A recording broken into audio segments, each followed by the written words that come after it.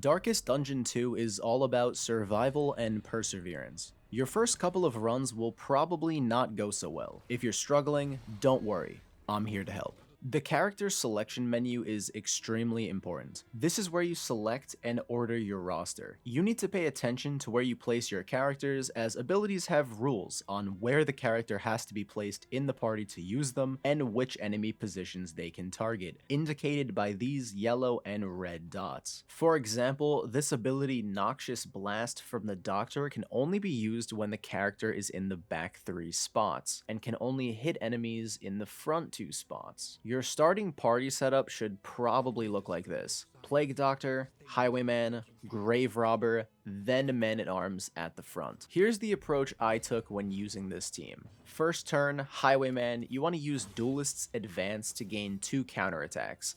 On the next turn, you can use Take Aim to clear blind, gain dodge, and 100% crit chance. On turn 3, you can use whatever attack you want and just repeat this cycle of gaining counterattacks, then gaining dodge and crit, then attacking. The Highwayman is really good, even with his basic abilities. With the Plague Doctor, you want to use Noxious Blast to deal damage over time. In this game, damage over time stacks, so you can keep using this on the same enemy to do more damage each turn. The Doctor can also heal and remove bleed, blight, and burn with Battlefield Medicine, but she really shines when you get some of her later abilities that I'll talk about in a bit. The Man-at-Arms is pretty simple. You want to use Defender on a party member with low HP to protect them, and he can also use Bolster to reduce stress, and Hold the Line to move up to the front of the party if they get out of order. The Grave Robber is probably the weakest character off the bat. She doesn't do a lot of base damage, but has a lot of self-sustain and gets better when you unlock more abilities for her. So for the time being,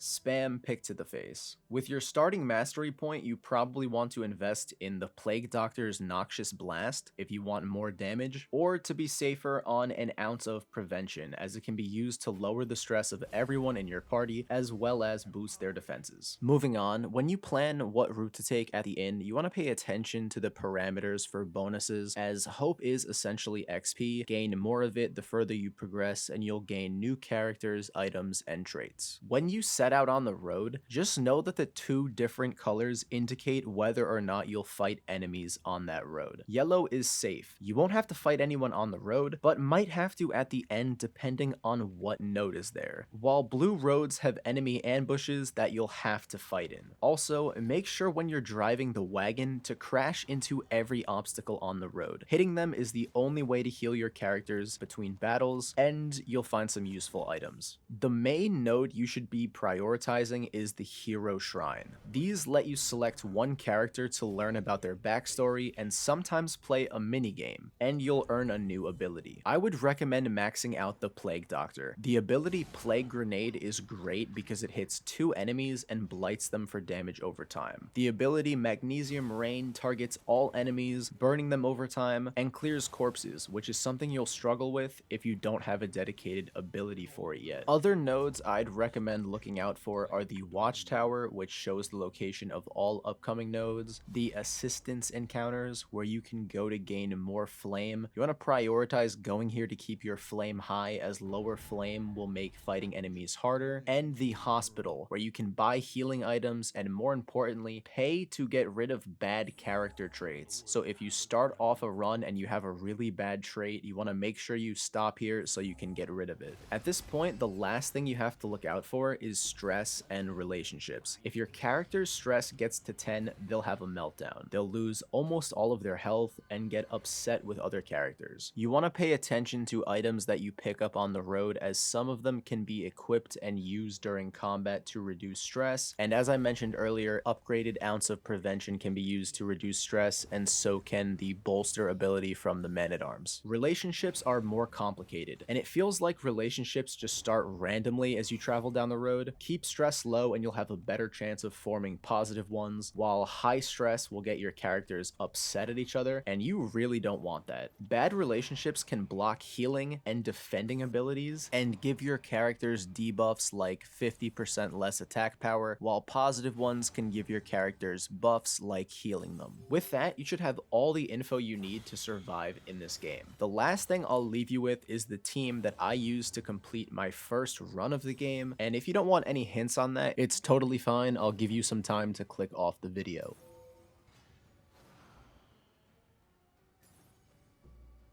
Okay, the party setup I used was Plague Doctor, Highwayman, Jester, and Man-at-Arms. The additional abilities you have to have unlocked are Plague Grenade and Magnesium Rain for the Plague Doctor, and Harvest for the Jester. I also used Bellow for the Man-at-Arms, but I don't think it's necessary, and the Highwayman is still really good with his default abilities. When you're in combat, the strategy is to stack damage over time on multiple enemies. With the Plague Doctor, you're gonna spam Plague Grenade, and with the Jester, you're gonna spam Harvest. This way, you're gonna get multiple damage over time stacks, and some are gonna be on the same enemy, and it's just gonna do a ridiculous amount of damage to them every turn. With the Highwayman, your strategy is the same. You're gonna use Duelist's Advance, then take aim, attack with 100% crit rate, and just repeat this process over and over again. The Man-at-Arms is gonna use Defender to protect another party member, and then can just do a little bit of damage to finish off enemies, reduce a little bit of stress. It's pretty simple. Now, this strategy carried me through the entire game before I had the final two characters unlocked, before I had a lot of abilities unlocked on most of the characters, just because of how good damage over time is and how much damage you can actually get stacked on it. But if for some reason that you're trying this strategy and it's not really working out for you, you're still finding that you can't do enough damage, don't worry, I got you. If you upgrade the Highwayman, you're gonna get access to an ability called Point Blank Shot, and this thing is busted when you combine it with an ability called Finale from the Jester. Point Blank Shot does a ton of damage, and upgraded, it does even more. It also puts the combo icon on that enemy, and when the Jester uses Finale on an enemy with the combo icon, it does double damage, which is ridiculous. So if you're having trouble taking down some of the beefier enemies in this game, I would definitely recommend upgrading the Highwayman a little bit and upgrading the Jester, and you should have no problem completing your run. That's everything I have for this video. I hope you found something helpful. I'm gonna keep experimenting with different party setups and strategies and see what kind of cool combos I can come up with using different characters. I'm really excited to see what future content comes to this game. If you have any questions, I'll try to answer them down in the comments. Otherwise, thank you guys so much for watching. I'm out.